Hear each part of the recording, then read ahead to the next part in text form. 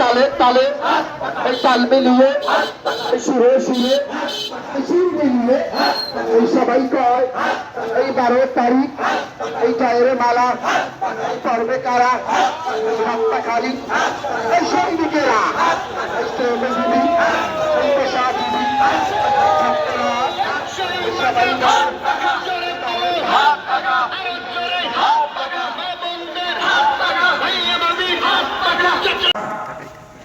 যে ইসলামের নামে তারা যখন প্রচলিত নিয়মে দেশ পরিচালনা করবে তখন ইসলামী আন্দোলন বাংলাদেশ ওই অবস্থায় কঠিন ঝুঁকি নিয়ে ইসলামকে রক্ষার জন্য ধোঁকাবাজদের থেকে বাঁচাবার জন্য এই দেশকে সুন্দর দেশ তৈরি করার জন্য তখন আমরা এককভাবে গেলাম যে বাংলাদেশের ভিতরে রাষ্ট্রীয় পর্যায়ে আত্মঘাত প্রতীক বিজয়ের মাধ্যমে দেশ হবে ইসলামী দেশ, শরিয়া অনুযায়ী দেশ চলবে। এখন তো আরো পরিষ্কার হয়ে গেছে। আমরা গতকালকে আমাদের ইশতেহার প্রকাশ করেছি, জামাতও করেছে, অন্যান্য দলও করেছে। ইশতেহারের ভিতরে পরিষ্কার ভাবে আমরা কি বলেছি, শরিয়াকে প্রাধান্য দিয়ে দেশ পরিচালনা করবে। জামাত কি একবার ইসলামের কথা বলছে? কোথায়?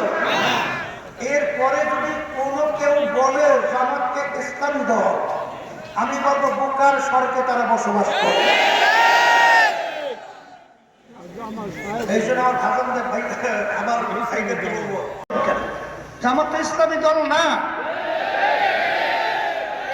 একবার দুইবার না।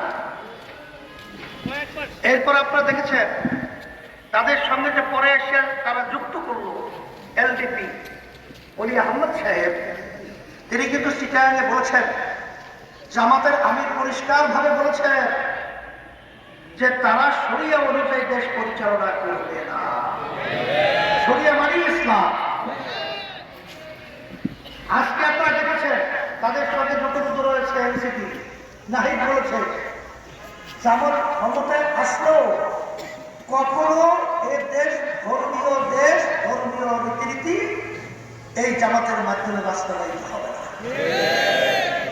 আল্লাহ মাফ করুক, তখন দেশ প্রেমিকের পরিবর্তে, ইসলাম প্রেমিকের পরিবর্তে ক্ষমতা প্রেমিকরা এখানে সবল দিয়ে ওটাকে সিংহাই দিল।